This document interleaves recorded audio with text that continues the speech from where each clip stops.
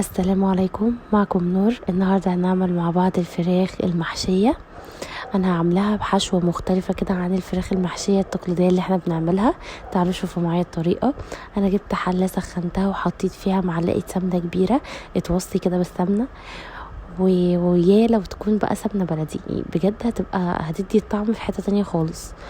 وحطيت عليهم 2 حبة بصل. انا قطعتهم بالسكينة، ما تبشرهمش، يعني عايز البصل يكون باين. وحطيت برضو حلقات من الجزر، انا مقطعاها خفيف كده. وهسيبهم مع بعض كده يتبلوا. وحطيت مكعب من المرقة، وحطيت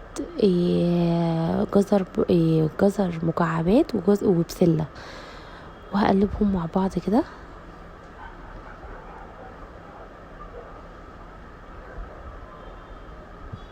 بعد كده بقى احنا هننزل بالتوابل. عندك بقى فلفل اسمر، الخلطة دي بتحب الفلفل الاسمر زيادة شوية، يعني ممكن معلقة كبيرة او اكتر. حطيت مكعب من المرقة، حطيت الملح حسب بقى ذوقك، انتي بتحبي بقى الملح زيادة وسط براحتك. حطيت معلقة مشكل كركم على كاري، حطيت معلقة كبيرة من توابل الفراخ، وحطيت معلقة كبيرة من الكمون. هنقلب بقى كل الكلام كده مع بعض لحد ما نزلوا المية بتاعتهم وبدأوا يخشوا في مرحلة ان هما يتبلوا.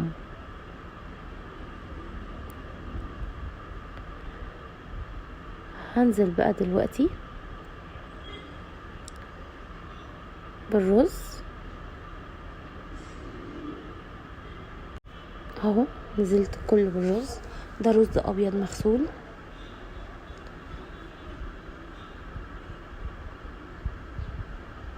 ومش هزود ميه كتير، يعني في الاول كده مش هزود ميه كتير، يدوب بس يوصل يعني قبل اخر الرز بشويه. هفضل اقلب كتير كده لحد ما المكونات كلها تتجانس مع بعض، تتجانس بطريقه حلوه كده عشان كل الطعم والتوابل تدخل في بعضها.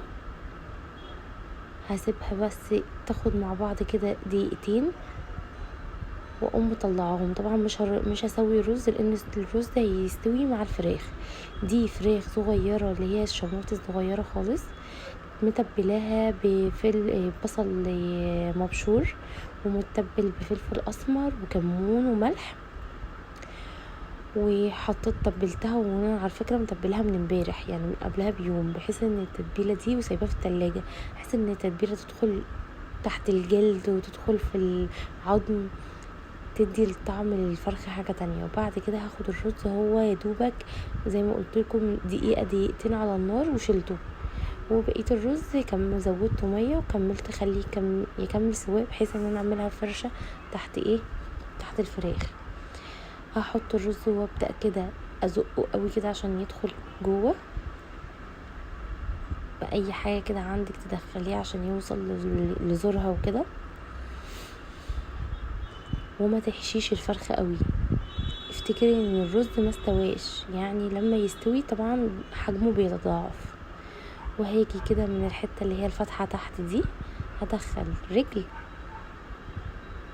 وبعد كده اعمل الرجل التانية من تحت الرجل اللي احنا دخلناها، تعمل اكس كده. ودي شكل الفرخ. تعالي نعمل التانية كده مع بعض. هجيب الرز احشيه، ما تحشوش تحت الجلد ولا تحشو من عند الزور. الفراخ الصغيرة بتتحشي من جوه بس، لانها بتقعد على النار فترة لحد ما تستوي. وجلد الفراخ اصلا اضعف من جلد كمان الحمام. بيتقطع بسهولة جدا.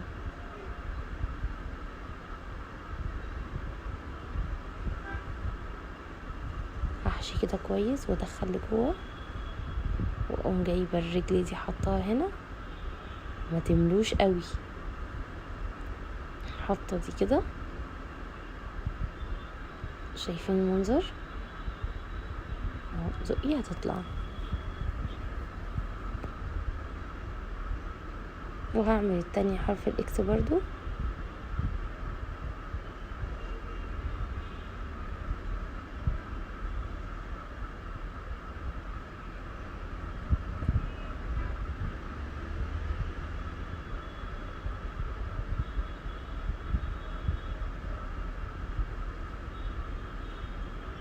جبت بقى دي شوية لبن على كان عندي صوص الباربيكيو، حطيت لبن على الباربيكيو وحطيت معلقة صغيرة من العسل. دي بعد ما خلاص الفراخ استوت، قمت في مية طبعا وملح، وان انتي بتسلقي الفراخ عادي طبعا، عارفين كلنا تسلقي الفراخ. انا منزله فيديو عن طريق الفرخه بتتسلق ازاي وبتتنضف ازاي اصلا. بعد ما سلقتها قمت حطاها بقى عليها لبن وصوص الباربيكيو ومعلقه صغيره من العسل، ودخلتها الفرن تتحمر. وبعد ما الرز استوى حطيت الفرشه دي تحته، وبقى بالشكل القمر اللي انتوا شايفينه ده. جربوه وقولوا لي هتعجبكم قوي الفراخ دي، بجد كانت تحفه. وما تنسوش الاشتراك في القناه وتفعيل الجرس عشان يوصل لكم كل جديد. سلام.